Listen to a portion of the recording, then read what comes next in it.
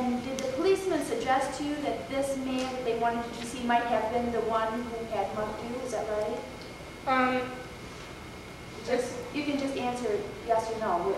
Well, as far as I can remember, they said that they had someone who they had brought in on mugging, and for me to come down to see it, I thought it was the same person who mugged me. Okay. When you looked at the man in that room, was there a lineup or was there just one man, right? There was just one man. Just one man. And you said that man was sitting, is that right? Right. And he didn't stand up, is that right? Not as far as I can remember. So, Your Honor, it appears that counsel is asking insignificant leading questions that are preparatory to guiding the patient somewhat. But if she persists, then she will be in an area where she is asking, I'm sorry, I'm totally, I was still in the direct. Thank you, I'm terribly sorry. We're wasting the court's time. The direct examination was so succinct that counsel can understand why you still think we're in direct. Should I leave now, pass out, have the earth swallow me, or is there some redemption to this damage? Plus, Ms. Lee is being very kind. Yes, unexpected yes. process. Ms. Lee, forgive me, please. Oh, That's I'm going to go home now.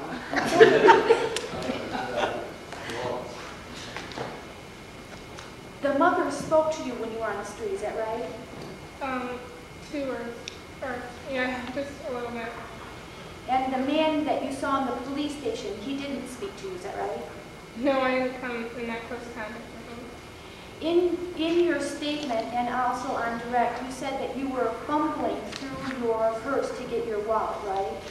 Right. Okay. And you didn't testify to this on direct, but when you made your statement at the police station, you said that the whole incident took probably 10 or 20 seconds. Is that right? Right. Okay. And you also said that the incident occurred about 11:15 at night, right? That's right. Okay. And it was dark outside, right? It was a little lit because of the street lights. Okay. And you testified just now on direct that you don't remember what kind of hair the man had, or if he had any facial hair or anything like that, right? Right. Good afternoon, ladies and gentlemen of the jury. My name is LindaLee Massoud, and I'm the attorney who will be representing Mrs. Latimer in this case. You've just heard about the terrible tragedy that occurred to Mr. and Mrs. Weintraub. Mr. Weintraub is now dead. Mrs. Latimer, Mrs. Weintraub has a scar that's going to remain there for the rest of her life. And that's just a tragedy. But we're here today to talk about the facts of the situation and to try and come to a resolution. What I'd like you to do is come with me for a moment to Mrs. Latimer's car, and let's see this accident through her eyes. She'd been at lunch. It was a business luncheon.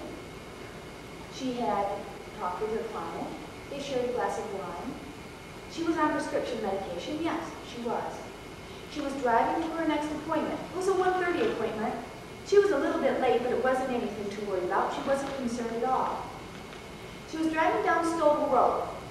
She'd driven that road many times. She was accustomed to the road. She knew that it had been newly paved, that there had been signs, but the signs were gone now, so she assumed everything was fine. The road was nice and smooth, as a newly paved road was. The trees were pretty, but it was raining that day, and she really concentrated on her driving because she knew that new pavement could be very slippery. All of a sudden, as she was driving along, a dog darts out in front of her. Now, Mrs. Latimer is one who believed in giving animals a break. She slammed on the brake. The car slid on the slippery road. The tire fell off the edge of the road. And it didn't fall a little ways. It fell 6 inches. That's a lot. It's a long ways. She felt this big thump. She knew something was wrong, but at the time she didn't know what that was. She knew she had to get back on the road, so she turned the car steering wheel to get back onto the road. When she turned to get back onto the road, the slippery road took over and her car spun into the other lane. And the other car was coming on, and there was no way she could avoid the crash. Then there was silence. She realized she was okay, and was thankful for the seatbelt. And she wondered about the people in the other car. She got out of her car and started toward them, and they restrained her. Someone told her to go back and get in her own car and wait for the police. It made her even more concerned. Later, she found that Mr. Weintraub had been killed. Mrs. Lattimore made a choice. She gave an animal a break. That was her choice. By stepping on that brake to avoid hitting the dog, something else happened instead. Usually there would have been no problem, but there was this time. What you will be asked to determine later is whether Mrs. Lattimore was negligent in her driving. Negligence is a word we all understand and we use in our daily lives, but in the legal field it has some very specific meanings. And the judge will be talking to you about those later on at the end of the trial. But just for now, let's talk about, in plain English, what negligence is. Negligence is not doing something that a reasonable person would do, or doing something that a reasonable person would not do. Another way of saying that is that being negligent is not being as careful as a reasonable, careful person would be in similar circumstances. How careful would any of us be driving on a slippery road when we saw a dog dart out in front of us and you thought the road had already been fixed? That's what you have to decide today. Mrs. Lattimore thought about this a lot in the days and months that followed the accident. And she started thinking about that road, and she thought about that drop-off, that 6-inch drop-off. And she thought, you know, there should have been a sign there to let me know. There had been signs all the way through the pavement, and there was no sign there now. If there had been a sign telling me that there was a drop-off to the shoulder, maybe that would have prevented the accident. Because maybe I would have driven in a different place in that 12-foot wide lane. Instead of driving towards the outside of the lane as we're always told to do, maybe I would have hugged the center line. Maybe I would have done something different had I known, but I didn't know. I was being a careful, reasonable person when I was driving.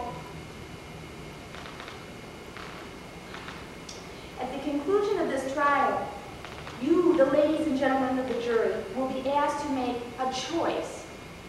Mrs. Lattimore made a choice. She made a choice to give an animal a break. You will also be asked to make a choice.